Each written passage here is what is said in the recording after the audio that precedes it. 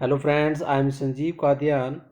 Welcome back to all of you at this channel British English 3873 and English Mantra 1.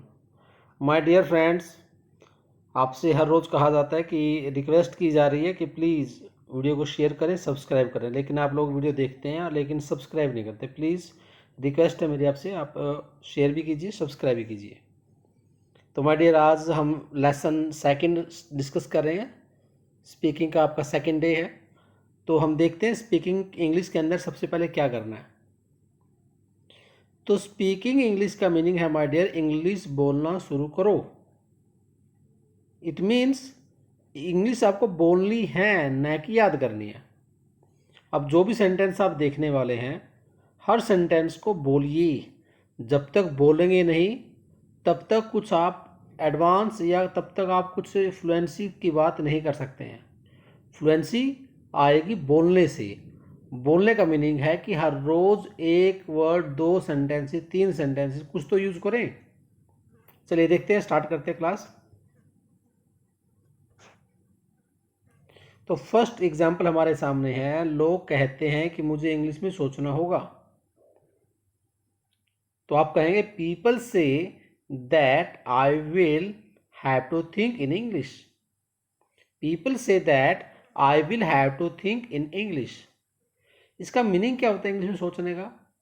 It means अगर आप सो रहे हैं तो आपको सोते टाइम सोचना है, लेटे लेटे सोचना है, बैठे बैठे सोचना है कि इस बात को, इस सिचुएशन में मुझे क्या बोलना होगा। उसे बोलते हैं इंग्लिश में सोचना शुरू करना।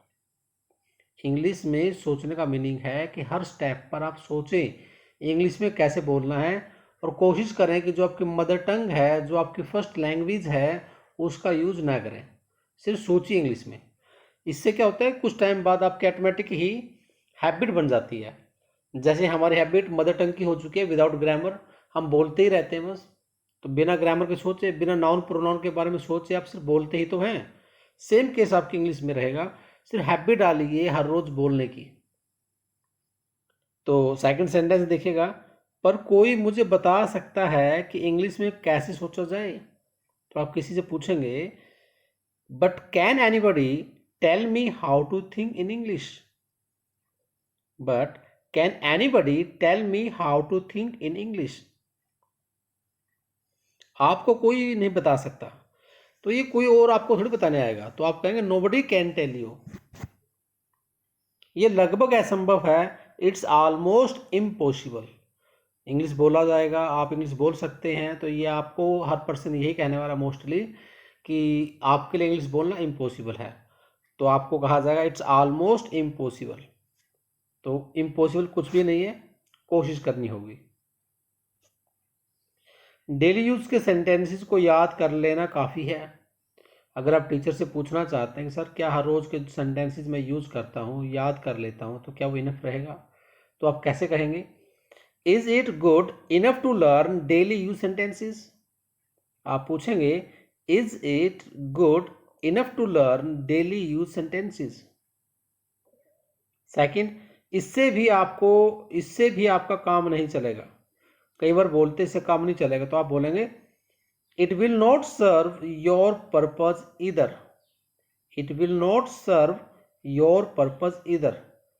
इधर मीन्स दो में से एक, यानी इससे आपका काम होने वाला नहीं है। तो फिर भी मैं क्या करूं? तो फिर मैं क्या करूं? Then what do I do? मैं क्या करूं, ऐसे बोलते हैं आप। तो क्या करूं मीन्स आपको सोचना है कि नेक्स्ट टाइम मुझे अगर ये बात ऐसे बोलना पड़ जाए तो मुझे क्या कहना पड़ेगा। तो आप कहेंगे व्हाट डू आई डू। आप एक काम कीजिए, इट मीन्स आप किसी को कहना चाहते हैं कि आप ये बोलिए, आप एक काम कीजिए, तो सामने वाला क्या बोलेगा, यू डू वन थिंग या ओनली डू वन थिंग। अगले महीने तक आप हिंदी का एक शब्द भी नहीं बोलेंगे। बिल्कुल सही है।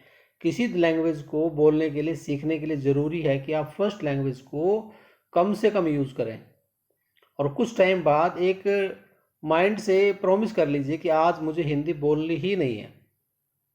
तो आप डेफिनेटली कम टाइम के अंदर ज़्यादा गेन कर सकते हो और ज़्यादा कॉन्फिडेंस क्रिएट कर सकते हो। तो इसका इस सेंटेंस को यूज़ कैसे करेंगे? For next 1 month you will not speak even a single word of Hindi. You will not speak even a single word of Hindi. For next 1 month you will not speak even a single word of Hindi. चलिए next. अपने आप से वादा कीजिए। Promise your self. मैं समझ सकता हूँ, आई कैन अंडरस्टैंड। आपको अपनी मम्मी पापा से बात करने में हिचक होगी। You will hesitate in speaking English with your parents. Same चीज़ आपके फ्रेंड्स के साथ रहेगी, आपको हेजिटेशन फील होगी। You will hesitate in speaking English with your friends. अगर आप चाहें तो उनके साथ हिंदी भाषा में बात कर सकते हैं। If you wish you can speak with them in Hindi language. तो ये लैंग्वेज नहीं है माय डियर, लैंग्वेज।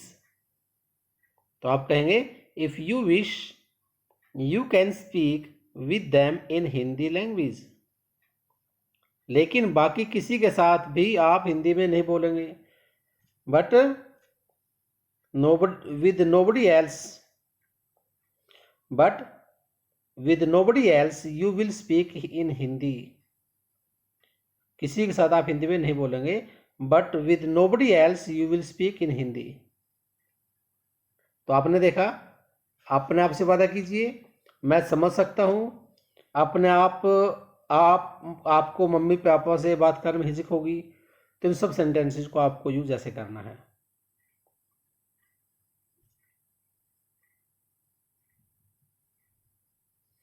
नेक्स्ट है, लेकिन बाकी किसी के साथ भी आप हिंदी में नहीं बोलेंगे, but with nobody else you will speak in Hindi. ये पहले हमने किया था।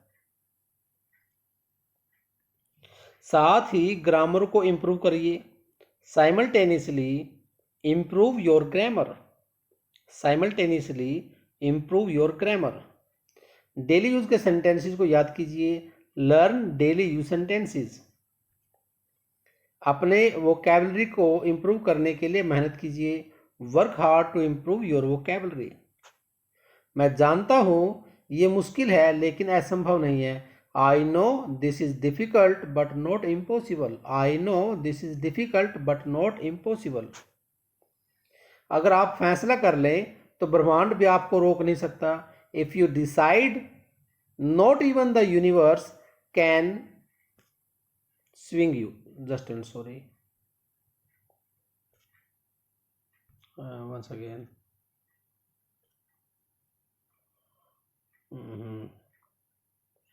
चलिए ऐसे कर लीजिएगा। No, if you decide not even the universe can stop you.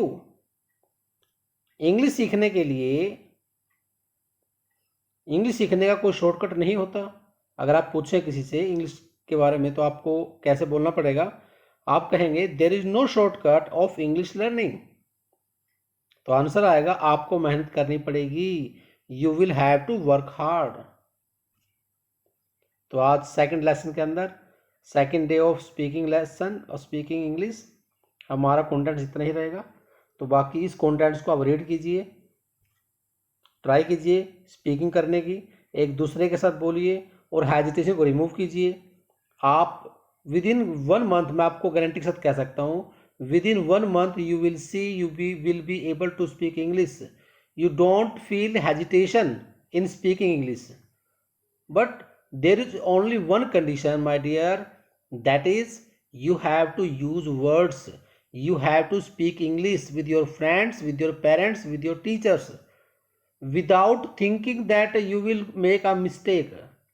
my dear, mistake ही आपको सिखाने वाली है, तो mistake के बारे में नहीं सोचना। Number 2, don't forget to share, subscribe and like the videos.